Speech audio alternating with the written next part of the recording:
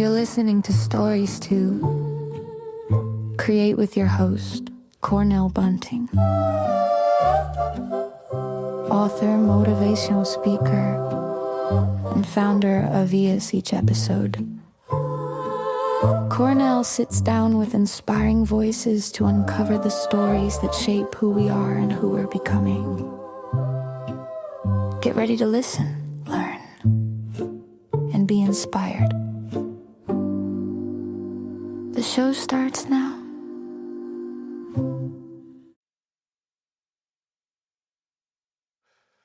Yes. Welcome to another episode of Stories to Create podcast right here at ES Club. I'm your host, Cornell Bunting. I am so excited today because we got the very fun, energetic, when I tell you a woman that's making some major move, very bold.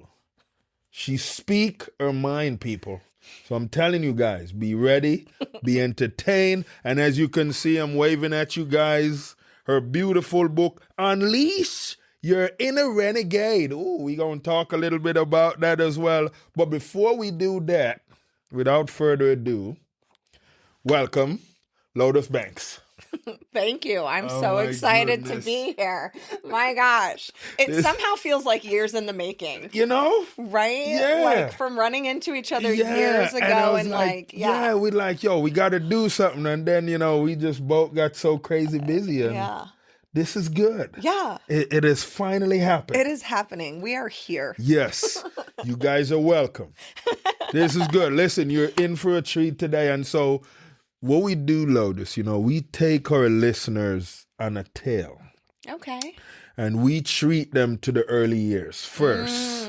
We got. Are you ready? We got to set the tone. We got to set the tone a little. Okay. Listen, guys. She's not kidding. Brace yourself. I'm saying, brace yourself. But for the listeners, where were you born? Where'd you grow up? So I was originally born in Lewisburg, West Virginia, which is like a tiny little town. Okay. And I moved to Bonita Springs, Florida when I was like 8.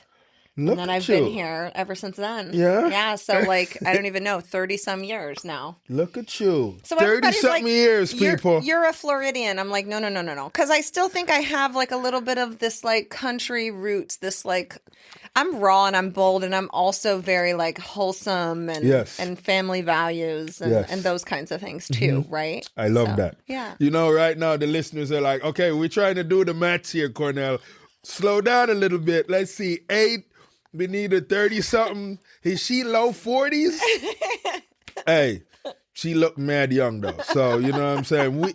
We're not even going to dive into that yet. So, coming to Benita, because, Benita vibe, you coming to Benita at 8 years old, I'm imagining that it wasn't as developed as it is now. Oh, there was nothing. Like, I mean, one of the main roads was still dirt. Off East Harry was still dirt. Come like on. They were just paving it. Wow. When we had moved, there was like one gas station. Yeah. So coming from West Virginia and from the country, that was actually like, because it was also already a culture shock coming to Florida. Yeah. And like leaving everything I ever knew. Right. But then it was this like quietness still because it was very much not developed. Right. I mean, Estero was like non-existent. Yeah. You know what I mean? So you went to school down that side or you came up in the Fort Myers? I went to Estero. You high went school. to Estero. Okay. Yeah, graduated from Estero. Okay. Yeah. So, set the tone a little bit for the listeners on the type of girl you were in school. Okay. So like early years up until sophomore year of high school, end of sophomore year, I was the A+ honor roll student. Top 3 in my class. Well, I would say probably top 5. I don't really remember, guys. The memory's a little, you'll understand why shortly. But just understand it's a little blurry. But definitely one of the top people in my class, straight A's, loved school, loved sports, did track and soccer specifically, loved all of that. Very social, very outgoing, super friendly, playful. Like I had space and room for everyone in my life. So like you I had wasn't an entourage. I was what? You had an entourage. I mean, I belonged in every group. Oh, okay. I was one of those, right? Where I was just like, I just love people. You were that girl. Yeah, I was that girl. Like, we need Lotus in our group. Right. This right. is dope. I mean, I think in the high school years, once I got to high school though, like I tried to fit in with like the preppy kids. And like the cool crowd. Right. And I realized this is crazy. This is a side story, but this was pivotal for me. So my freshman year of high school, I was like, oh my God, I had gotten my first job and we were super poor growing up. So I was like, oh my God, I can like buy my own clothes and I can like buy nice clothes and now I'll be accepted, kind of a thing. And I was sitting and I made it. I was sitting at the cool kids' lunch table, right? Like with the football players and the cheerleaders and everybody. And there was this kid sitting at the table next to us completely by himself. I had never seen him before. Yeah. And I said to the girl next to me, I was like, you know what? I'm going to go see if he's okay. Like maybe he's new. Yeah. And they were literally, the entire table was like, if you go over there, you're not coming back. Come on. And I was like, fucking bet. Yeah. I don't know if we can cuss. I'm like, all right, bet. All right. So I got up and I left and I went and hung out with that kid, right? Okay. Because that at my core, regardless of how much I desired to be a cool kid or to have nice clothes or whatever, my core value was I was just an unconditionally loving human. Yeah. I love that. I love that. Wow. That's amazing. So did they not want you to come back to the table? I was never allowed back at the table. They were serious like that. Wow. High school can be brutal, guys. Where's the compassion? Right. Now, back in this time, like, what was the type of music going on at the time that was like... Oh my gosh, yeah. That you were loving listening?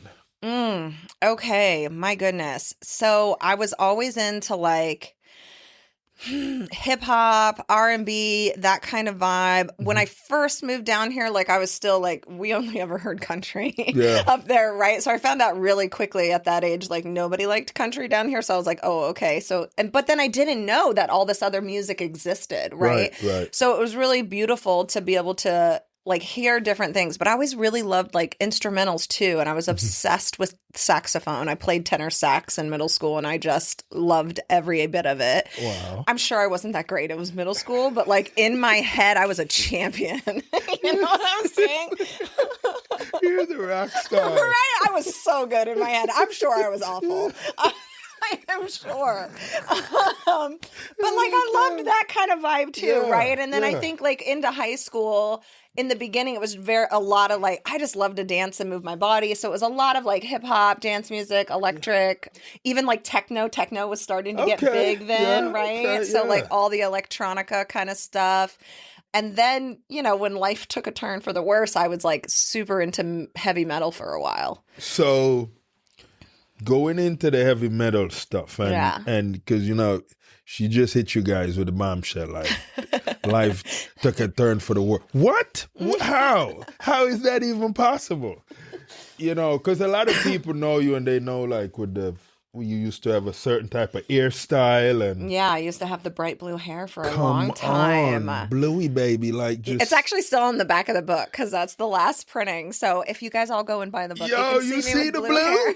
You see the blue. Yes. I got to tell you, I love the blue too. I did too. It was just so much maintenance. I mean, I had it for like 5.5 years, but I was just like, man, I don't have the time and energy for this anymore. Some people would ask, before you even decide to go blue, who was inspiring you at the time to wanted to move into that direction? I think it was like, so I don't think I can answer that without going into my story.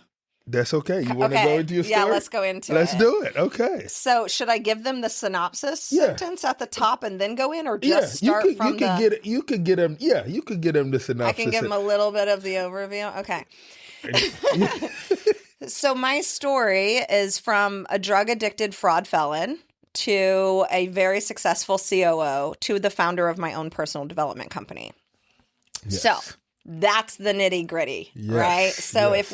if we go back, so I experienced physical, sexual, and emotional trauma at different times in my life. Right. The first pivotal thing that I remember was at 12. Okay. And then there was again at 15. Remember I said sophomore year in high school? Yes. I was yes. 15 when that occurred. Right.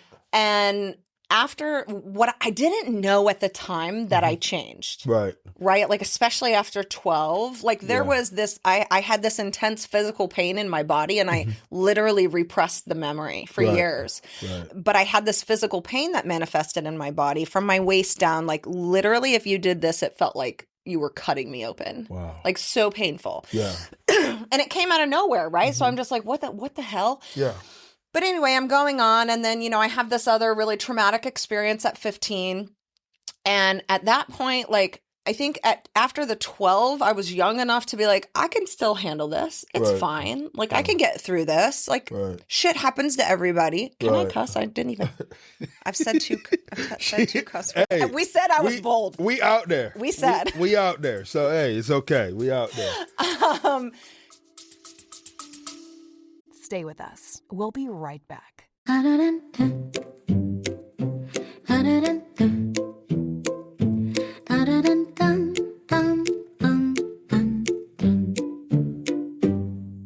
Every young person carries a story of hope, of struggle, of dreams waiting to rise. But in too many underserved communities, those stories go unheard. At ease, Inc. Everyone has a story. We believe every voice deserves a chance. Through mentorship, empowering programs, and storytelling workshops, we help youth discover their purpose, strengthen their mindset, and build a future they can be proud of. From classrooms in Jamaica to communities across Southwest Florida, ES is changing lives, one story at a time. but we can't do it alone. Join us, become a mentor, volunteer, donate, help us fuel the next generation of leaders, creators, and change makers. Visit ahasink.org today, because when you help a young person share their story, you help them change their world.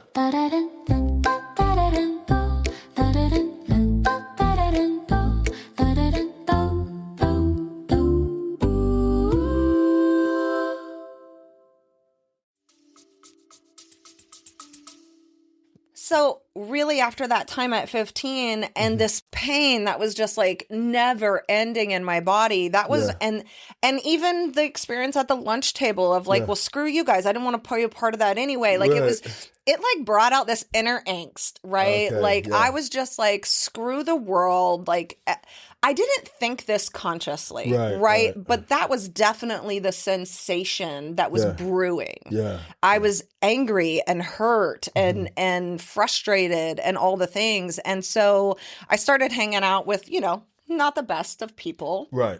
That dabbled in drugs and things like that. And I was literally like, there's this one pivotal night where I was laying on this couch in one of my friend's house and these group of kids were doing drugs in the kitchen. Now I had seen this group of kids before and, I might have dabbled and like, I think I had done cocaine once at a concert and drank occasionally and smoked pot a handful of times, but like take it or leave it, kind of a thing.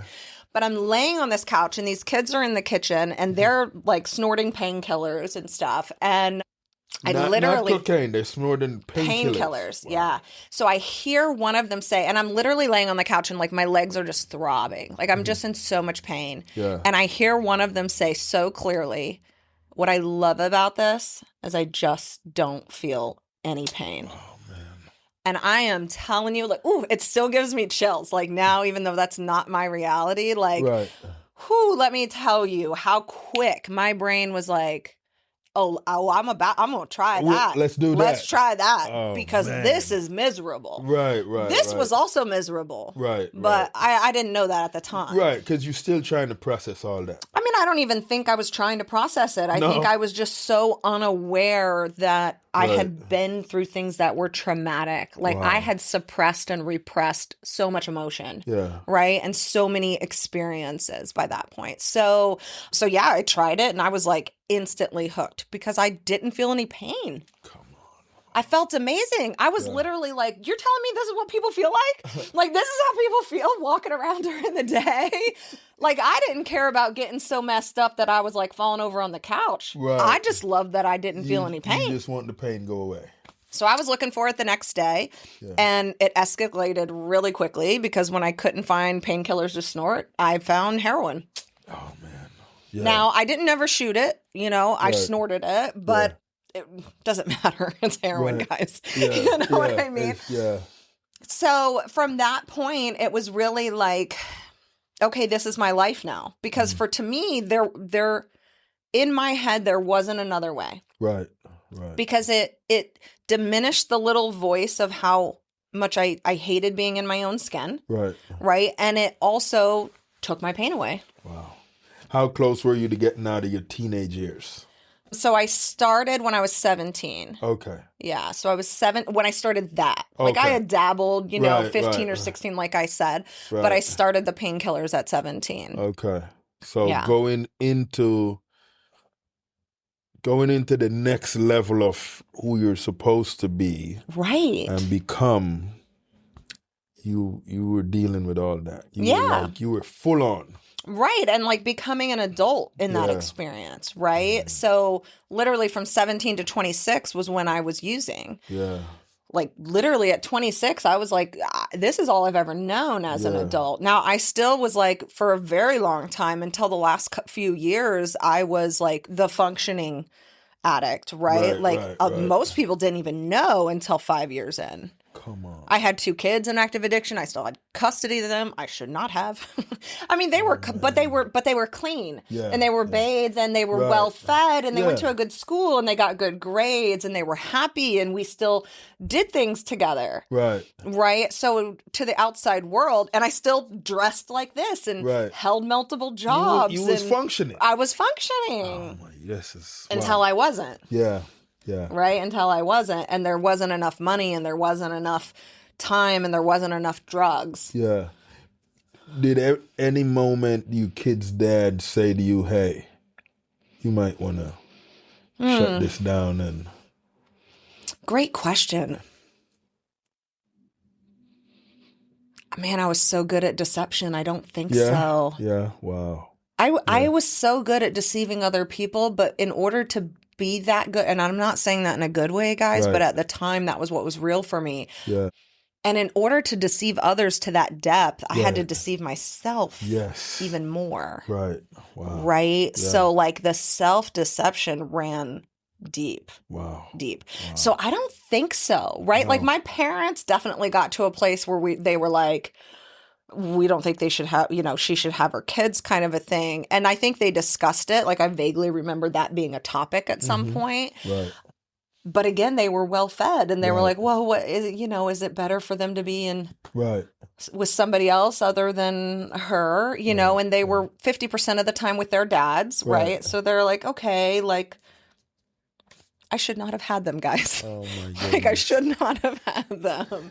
I think again, everybody was doing the best they could with the resources they had available at the time. That's what I say. And I say internal resources, not external. Right. Like yeah. this was my parents. This was my siblings. This was their fathers. This was my children. Right. Right. Like, and on the outside, because I still, my eyes weren't sunken in and I was Right. still took care of myself.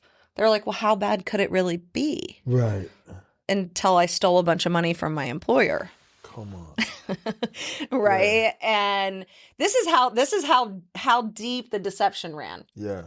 So I stole a bunch of money from this employer. I was managing these 300 condo units in Naples. Loved what I did. Loved Yeah. my job. And they loved who I was so much that and this was thousands of dollars, guys. Right. They didn't call the police. Really? They called my parents. Wow. And they were like, we know she's better than this. Yeah. Like, this isn't her. We don't buy into this. Right. We want to help. Yeah. And so they made like a deal essentially with my parents of like, hey, if you guys pay off her debt, we'll even still employ her. Come on. Yeah. Still employ her and like let her work off the debt, which will then, pay the parents back or whatever. Right. So they had this conversation. And I remember distinctively being in a therapy session with my therapist over here and my parents across, and we're talking about this. Right. Now, you got to understand, this is like 7.5 years in, right? So it was almost about 10 years of active use. Mm-hmm. And 7.5 years in, like I was tired. I had already started going to like hit and recovery meetings. Like I wanted something different. I just didn't know how to get there, right? Like I didn't know how to do it. I know that sounds crazy, Right. but I didn't, right? Like I really didn't. But I knew enough that like I couldn't have people keep bailing me out. Right. I needed to be the one that was responsible, or nothing was going to change. And I literally begged my parents. I was like, you cannot bail me out of this. Yeah. Like you have bailed me out of so much stuff in my life. You cannot bail me out of this. If you bail me out, I'm not going to learn. Come on. And my dad was literally like, I mean, he's emotional and and crying, and it's intense, right? And he's like, I will not let my daughter go to prison. Wow. And I literally looked right at him and I was like, fuck, Dad, maybe I need to go to prison. Like that was desperation, right? Like I was desperate. I was willing to be like, yes, send me on my way because this is, I'm not figuring it out. Right. Wow. So in short, they didn't listen. They paid him off. So what did I do 12 months later? Come on. Same stuff, different employer. Yeah. That wasn't so individually connected to me. Yeah. Right. And that's where, and you've heard this version before too, where like I refer to my own 30 days of hell. Right. Right. Because within this 30-day time period, this boyfriend that I was dating that was like the most incredible positive influence, didn't use or anything like that, and saw me for like the woman that I was underneath it all. Right. I stole from him while he was under literal life-saving surgery. Yeah. So of course he broke up with me. I got evicted. Yeah. I literally sat on the curb with my boys on my lap, watching the cops throw everything I own in the fucking dumpster. Wow. I left there with one trash bag full of stuff. Yeah. And then my parents called and said, the cops are looking for you. Wow. And in a 30-day, now here's the thing, on this side of it, I can say, I'm so grateful. Yeah. Do I like what I did to other people? Of course not. Do I like what I put my children through? Of course not. Right. And it is what it is. I did it. So I might as well find the gratitude in that moment. Yes. Because that was enough pain in a short amount of time for me to go, okay. Wow. Right? Like, I really have to do something different. Yeah. And so I sat with the police. I turned myself in. Okay. I definitely went high. Definitely used before I turned myself in. For sure. This is the insanity, guys. You're like, listen, I'm going to go lay down. So you know what?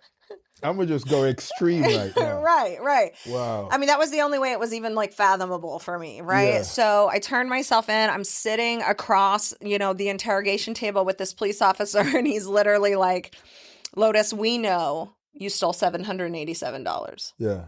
And for like literally 4 seconds, my ego was like, shit, they don't know. They don't know, guys. He's like, listen, I'm so high, I'm going to just tell out myself. That's it. They think that's it. Oh shit, I did good. You know what I mean? Like, that's the insanity. You're like, that's not it, huh?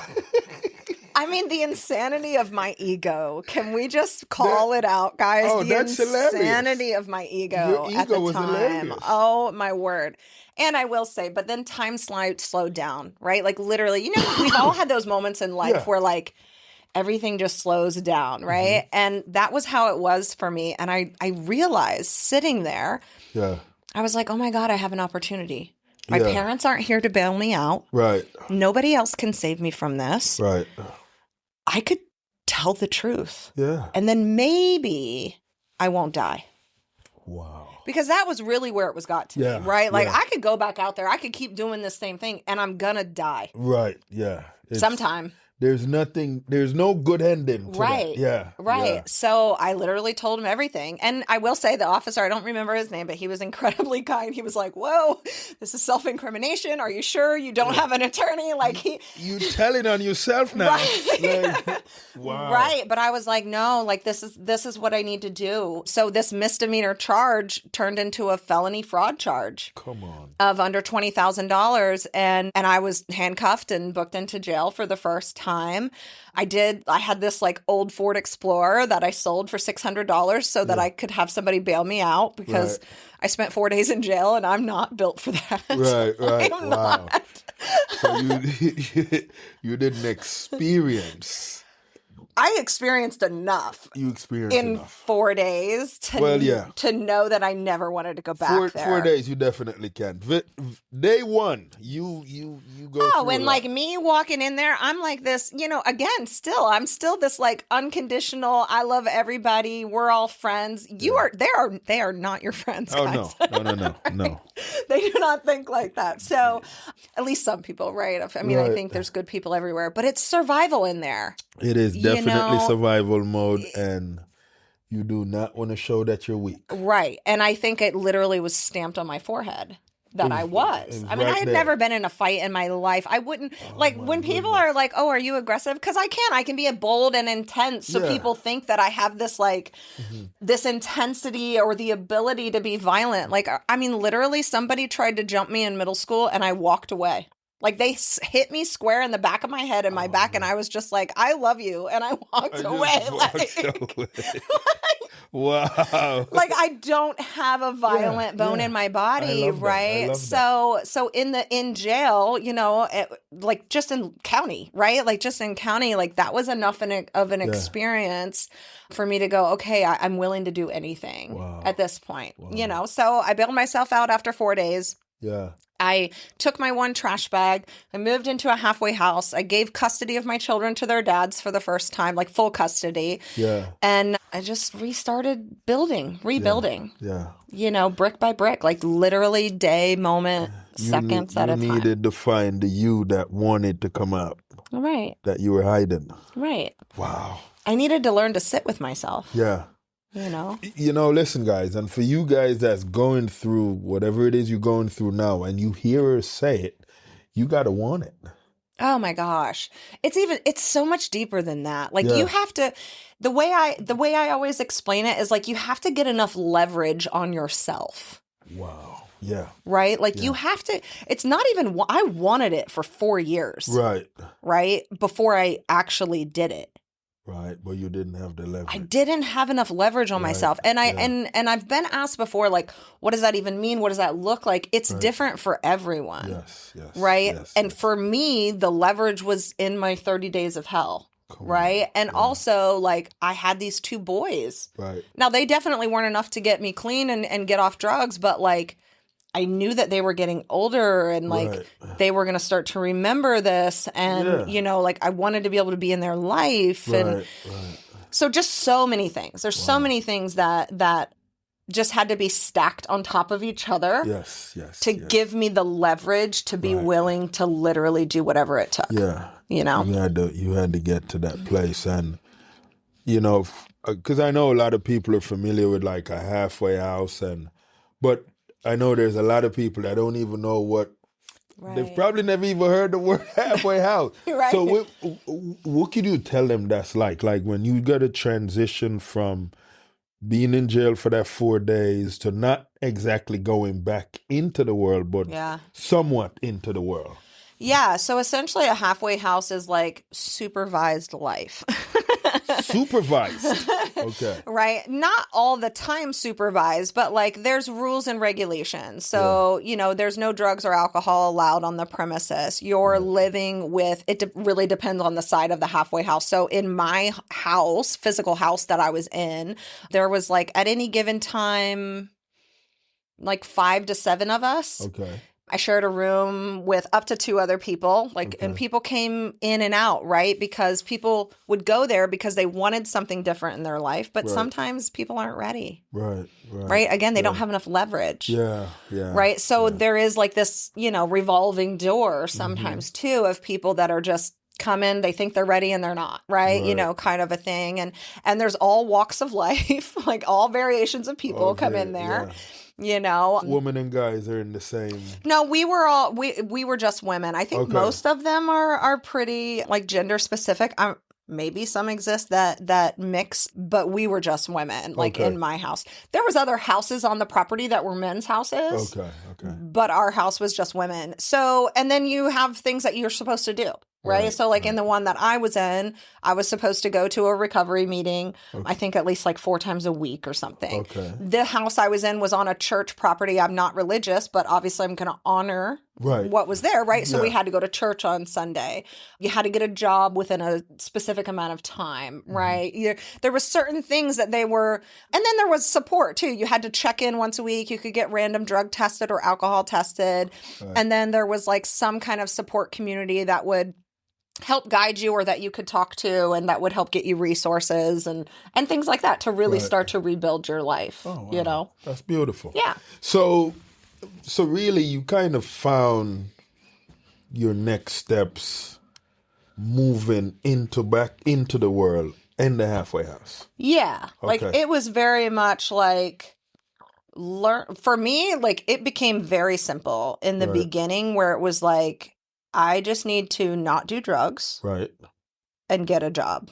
That's beautiful. That was like a simple, like that was literally all I focused on, you know, for the first 6 weeks or so. Right. You know, just not doing it and getting a job. And I know people would say that's hard. Like it would not be tempting if someone tempt you to get back in it. How did you handle that? Or, you know? Yeah. So I changed my phone number. There you go. I literally disconnected with anybody that was in that space. I grew up in Bonita, right? So I went to a halfway house in South Naples. Okay. And I sold my car to get out of jail. Come on. I did. That was twofold, guys. That was also calculated in a good way because I knew it. First of all, I didn't have any money to bail me out. So I had to get creative, right? Yes, and I also knew if I bail myself out and I still have this car. Yes.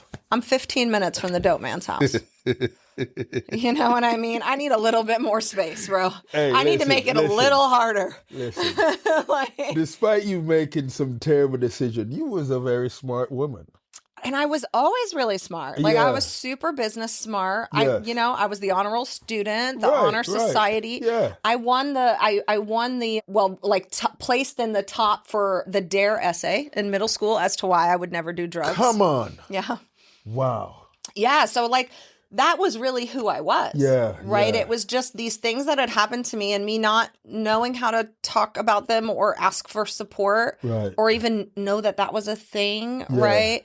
To be able to work through it. So I just stuffed it down and covered it up however I could. That is amazing. Yeah. Now now you're back where that wanted to come out is now out. Yeah. We're making moves now. We're making moves.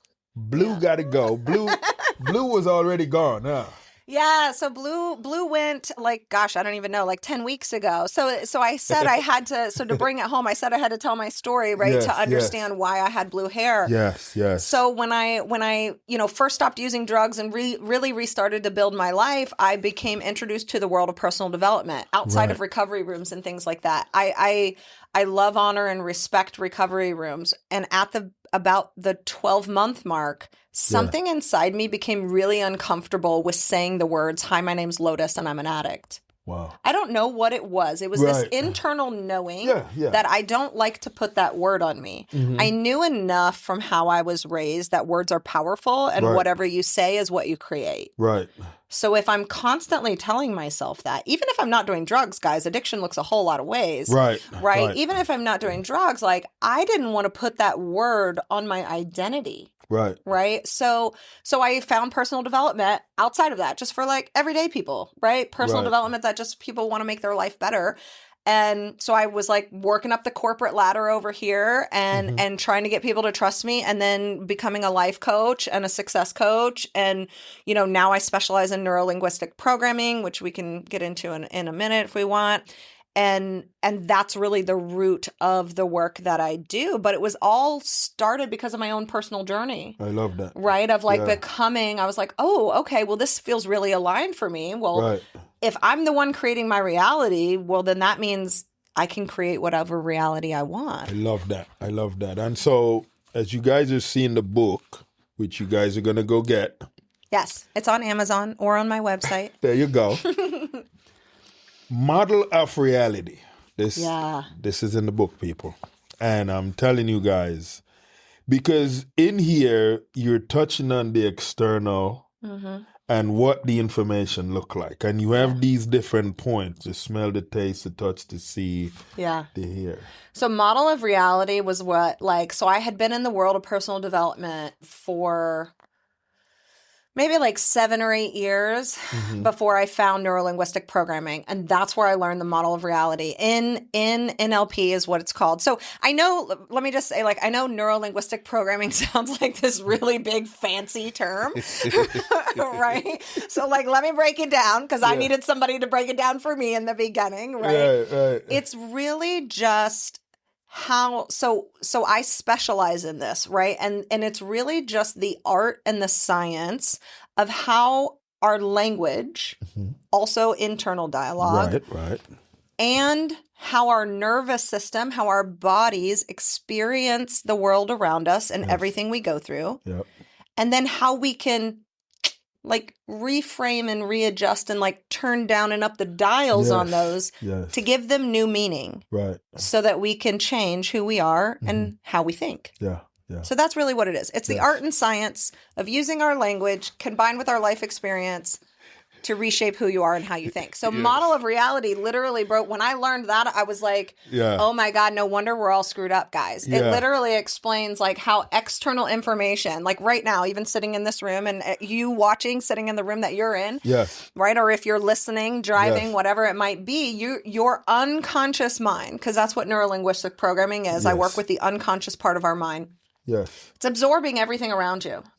And it's storing all that data. So from a scientific perspective, they call it bits. Right? So it's 2.3 million bits of information coming at us through all 5 senses at any given moment of any given day. But our conscious mind, what we're actually aware of, I'm consciously aware that we're talking right now, right? The conscious mind can only absorb, I want you to guess, out of 2.3 million bits per second, how much do you think you can consciously absorb? Just take a wild guess. No one ever comes close. Oh my goodness. I'm going to say, I want to say a big number, but I'm going to say a small number. Okay, what's your number? I'm going to say 10,000. Great guess. 126. Come on. 126. And now let me break it down for you even further.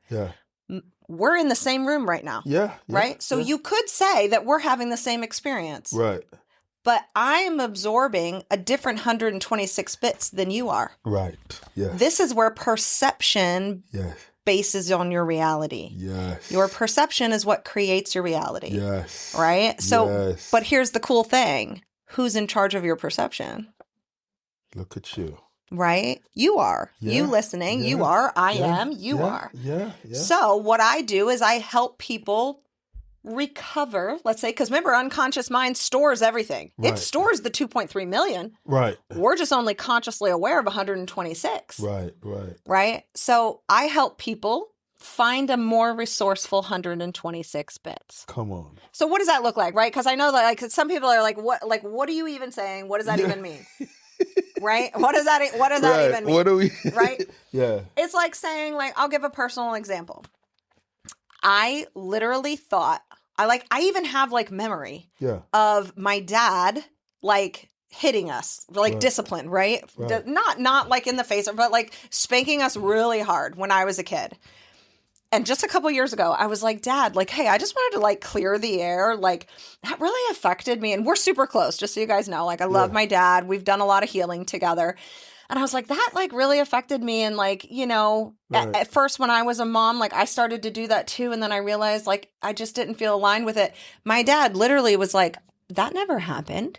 Come on. I was like, what do you mean? Come on. Now, here's the thing. You have option one. You could judge it and go, no, I'm right. Right. But now we know the model of reality states, I have a different 126 bits than he did. Yes. Was my perception correct or was his? We don't know. Right. But here's the thing. What's the moral of the story? I could choose, out of my 126 bits, one option I could choose is all men beat women.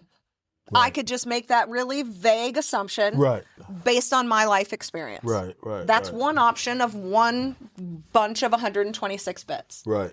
Or I could go, well, surely there's men out there that don't do that. Right. Surely there's dads out there that don't do that. Right.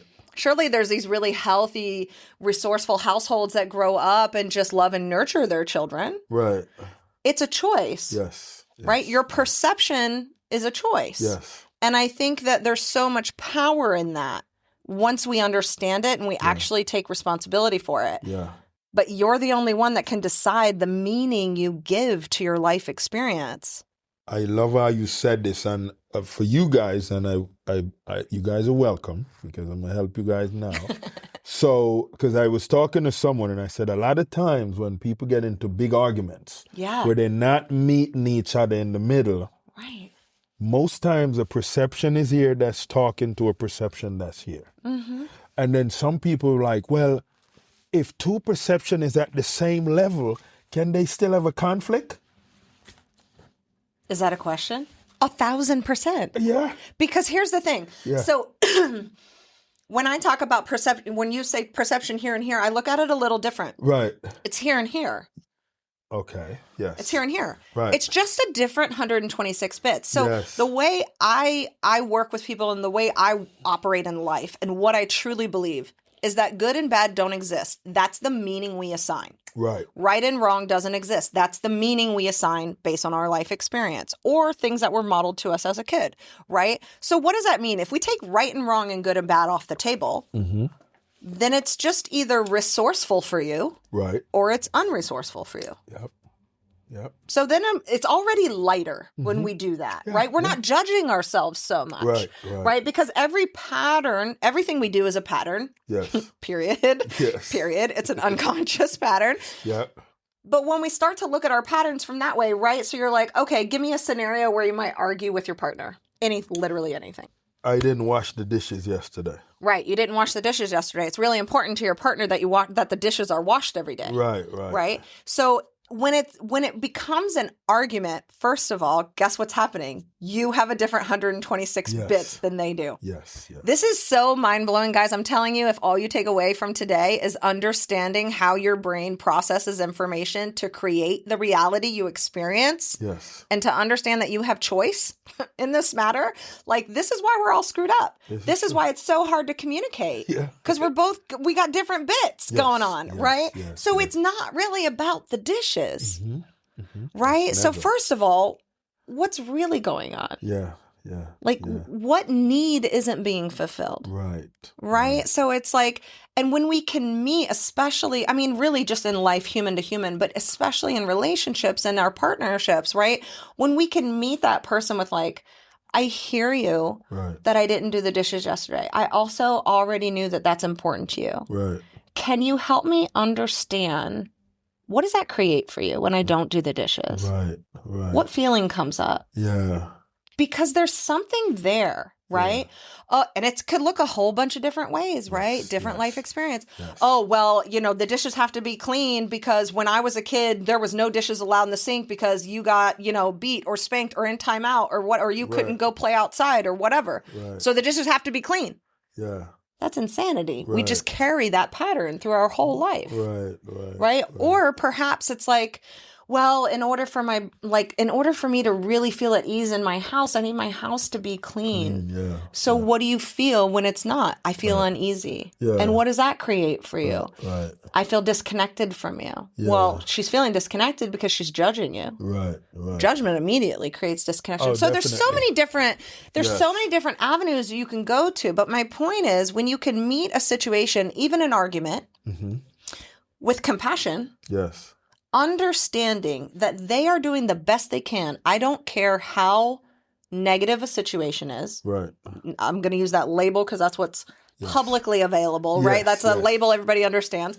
How negative something is when we can meet an experience with compassion Yeah. and openness Yeah. and willingness to learn, Right. then we have an opportunity for growth. Yes. Right. Now, I'm also not saying that if something's, violent or you're like in physical danger, absolutely not. Don't tolerate it. I'm a high proponent of, healthy boundaries. Right. Right. So, but I'm not talking about that. We're just talking about the dishes not being clean, but this could, and we're talking about dishes, but it could be anything. It could be anything. They're having a different perception on the experience. Right. Because to you, you're probably like, I don't fucking care about the dishes, bro. Like, I don't. If I'm gonna be 100 with you, I'm in my 40s now. There's certain arguments I don't care about. There's certain things when I get to a certain time of the evening, Yeah. I need less talking. Like I hear you, but don't expect a response right now because I have a limited amount of words that I put in any day. And then once I'm close to that, I'm done. Yeah. You can try to pull as much as you want, but you're gonna get irritated. But do you communicate that? I do. I said, listen, I'm maxed out right now. So if I could offer, what's really helpful, because it's usually these two different personality dynamics of someone that like sometimes needs like a little bit of space and breathing room to come back to something. Yeah. And usually we choose the partner that's the opposite, right? They're like, we need to talk about this now. We need to handle this now. I mean, opposites attract. That's what they say, right? Yeah, So what I have found helpful with working with people in that scenario is not just saying like, hey, I'm maxed out right now. That's very important for sure. Saying that like, hey, like I just don't have capacity for this right now. Right. But what's ultimately even more important is telling them when you would like to come back to it. Yes. Yes. Because a lot of times the other person, the I need to talk about this and figure this out now. Number one, there's a whole lot of layers to that need, right, which we're not going to get into right now. There's a whole lot of layers. But what I will say, to honor them, right? To honor them, like they need to know that you're not just going to drop it. Yeah. They need to know it's not just going to get lost in the shuffle of daily life. Right. So I've even used it personally before where I'm like, hey, like, so I say the same thing. So I say I don't have any chunks left because we talk about chunks. So like 7 plus or minus 2 chunks is like the technical NLP term for 126 bits. Right. And my boyfriend, like he knows this, right? Very clearly, and he knows all the lingo. He hears me say it all the time. He's a practitioner himself with NLP. So I literally just say like, this is so important to me. Yes. I got like 1 chunk of information. like my capacity is like, we're done. We're done. And I would love to come back to this tomorrow morning. Wow. You know what I mean? Because I know this is important to you. Yeah. And therefore it's important to me. Right. Would that be okay with you? Yeah. Then ask him for permission, right? Would that be okay with you? I'm not making the assumption that my way is the right way. Right.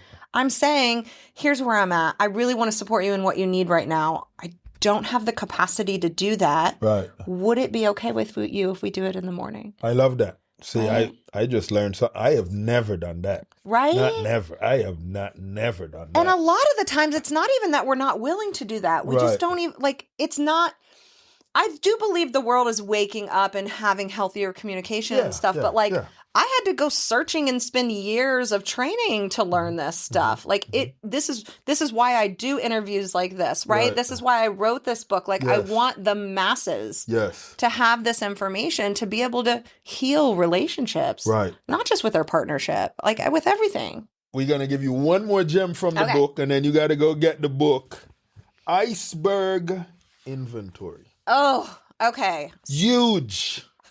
People. So let me see the page because I want to actually use the words that I use on the next page. This goes so deep right now. Yeah. So I know you guys can't really see it, but it's literally an iceberg and there's like a clear delineation of the water. Yes. Now I know that like most of us or a lot of us have probably seen some kind of iceberg metaphor, right? Like there's always so much more beneath the surface. So how I approach it is like, think of everything above the waterline. The iceberg that you see is your conscious mind. Right. Right? But so we're consciously making decisions. I Right. consciously decided to show up today, right? Right. I'm going to consciously decide where I go when I leave here. You know, all of those things are very conscious. Our Right. behaviors are conscious. Our actions are conscious. Now I'm going to blow your mind and tell you that's only 5% of your brain. Right. Yes. The other 95% is your unconscious mind. It's Right. what is below the surface. Yes. And where it gets even more wild is that 95% is Together. what dictates your reality. Yeah. Yeah. Right? It's what dictates your reality. So when we think of this, and in the book it says this, it's like, think of everything above the water line, your conscious mind is like, that's what you use to set goals. Right. But we've all done some kind of something where we've set a goal and then we sabotage in some kind of Yes, way, right? yes, Like the easiest example is like January 1st, New Year's resolutions, right? That's everybody. Everybody's like, Yeah. oh, I'm going to do this. And the most common one, what is it? I'm going to get back in the gym. I'm going to lose this weight, right? I'm going to get in shape, right? But then what happens like 2 or 3 weeks into January? January 16, that's Right? That's out the window. Like now the gym's not busy anymore and Right. and everybody's eating snacks Oh, yeah. and they're Oh, yeah. comfy on the couch. So what is that? What happens? They wanted this right. consciously, Mm-hmm. but they didn't have agreement or alignment with their unconscious mind. Come on. Because based on their life experience, it looks a whole lot of ways, guys, and we can unpack it. Start here, get the book. Yeah. But based on your life experience, the unconscious mind is irrational and illogical. That's what you have to understand. Yes. So yes. how its whole job is like preservation and protection of the body. Right. But sometimes how it goes about achieving that, Mm-hmm. because it's irrational and illogical, is super unresourceful. Right. Right? So it's going to go, wait, we're going to the gym now? This isn't safe. This doesn't feel good. I'm Right. uncomfortable. Abort! Which sounds crazy, guys, but that's Right. literally what's happening in your brain. Yeah. Because it's some change that is unfamiliar. Right, it's So, unfamiliar. So yeah. literally your body's going, this is unfamiliar. Unfamiliar must mean dangerous. Yeah. Danger is bad, not Yeah. going to preserve the body. We need Right. to reject this. Yeah. And that's how we stay in our comfort zone and we don't really make a change. Right. So what I help people do is, again, help to see a new 126 bits, help to get a little bit more consciously aware Right. of what is unconsciously going on Come on. in their mind, in your mind. Amazing. Right? So the iceberg Amazing. really helps you do that. So if you think of, so what it says here on the page is like, if you think of the conscious mind as the goal setter, Right. the unconscious mind is the goal getter. Yes. It's the one that actually decides, like, are you actually going to get that thing? Yeah.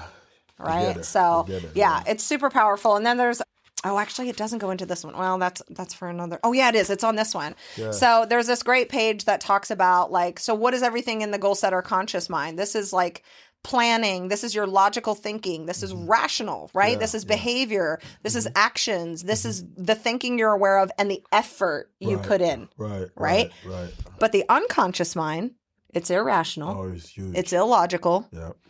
It goes through all these different filters based on your life experience of how Right. it perceives different situations, Right. right?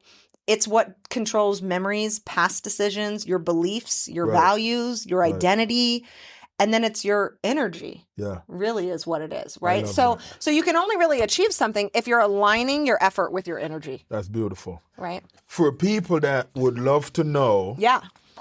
how can I do a recheck of myself? How can I realign what I'm supposed to be walking into? What would you say to them? So there's going to be two things. So number one, truly, guys, the book. So people have asked me, because of who I've become over the last 15 years. Yeah. So many people, I do what I do because so many people started to be like, holy shit, like how did Yeah. you, how are you here doing everything Yeah. you do? Like, you know, I knew you back when, blah, blah, blah. This is literally how. Yeah. Like I wrote the book because number one, I wanted it to be accessible for everybody, and it's workbook style, guys. So like I literally train you on a thing and then you do the thing, Yep, right? So it's very introspective. It's very deep work. This is not a fluffy, cutesy little journal. Like we Right. doing the work, guys. We doing the work. We get So it in. so that's option one, Yes. right? And for some people, like listening today, like how could you get started right now in this moment? Let me tell you. So you want to get yourself into a space where there's no distractions. This is only going to take maybe 10 minutes. So get in a comfortable space, and I just need you to tune in to yourself. Take a couple breaths, get seated, whatever that is. Have something to write with and something to write on. Yep. Right? And then you're going to ask yourself 2 different questions. And when you do, I want you to write down everything that comes up. No editing, no judging, no filtering. Even if it sounds crazy, even if it doesn't make sense, trust what is coming up when you ask yourself these questions, right? So first question is, what am I pretending not to know? Come on. And then I want you to brain dump, and I want you to keep writing. Yes. Until there's nothing left. Amazing. Trusting what comes up. Yes. Right? What are you pretending not to know? And then once you're totally bottomed out, there's absolutely nothing left. The very next question you're going to ask yourself is, what needs to change now that I know this? I love that. And again, you're going to trust what comes up. You're going to write everything down. And I like to repeat it to myself because it's unconscious mind loves questions, guys. So when you ask yourself a question, your unconscious mind will literally search for the answer. Yes. So say it over and over. Okay. Right. So you bottom out and you go, okay, ask yourself again, what am I pretending not to know? What needs to change now that I know this? Right. So then when you bottom all of that out, I want you to take a look at that list of all the things that you wrote down that now you know needs to change. Mm-hmm. And I want you to pick one thing, and I want you to go and do something different. Come on. It really is that simple. Wow. And here's the thing. If you don't feel like you have the capacity or the resources or the ability to do it on your own, find someone that will help you on that journey, whatever that thing is that you're choosing. Yes. And here's the beautiful thing, guys. You guys listened to this episode today. I'm so glad that you're still here. And here's the thing. The law of exposure states, you can't not know what you now know. Come on. You can't don't know it. You can't. You can't not know it. You can't unknow it. Right. Right. This is very true. So many gems. And listen, guys, I might bring her back for you guys because I know we're towards the end of the show right now. And of course, I know you guys want to know more. There's so much more to unpack. You know what? I'm going to bring her back. I'm going to bring her back. Would love that. And you guys are hearing this right now. So for a lot of people that would love to find you, follow you, what would that look like? Yeah, absolutely. So Lotus Banks is my name, just Banks. Mm-hmm. It's lotus.banks on Facebook and Instagram. And then my website is mindset-university.com. Wow. Yeah. You guys hear it right here. Hey, listen, I'm not leaving you with a cliffhanger. Just understand she's going to be back on the show. But listen, there you guys have it for today's episode. Until next episode, when we have another decorated guest, like our lovely Lotus Banks here. I see you guys soon. Thanks for tuning in and downloading this episode of Stories to Create. We appreciate you being part of this growing community of storytellers and listeners. If today's conversation inspired you, please share the show with friends, family, or anyone who could use a little motivation in their journey. A special thank you to our sponsors, EHAS Organization, Cornell Bunting LLC, and Nostril Cheese Chase for supporting the mission and making this podcast possible. To learn more about our work, upcoming projects, and how you can get involved, be sure to visit www.hissinggorge and www.cornellbunting.com. Until next time, keep creating, keep growing, and remember, your story has power.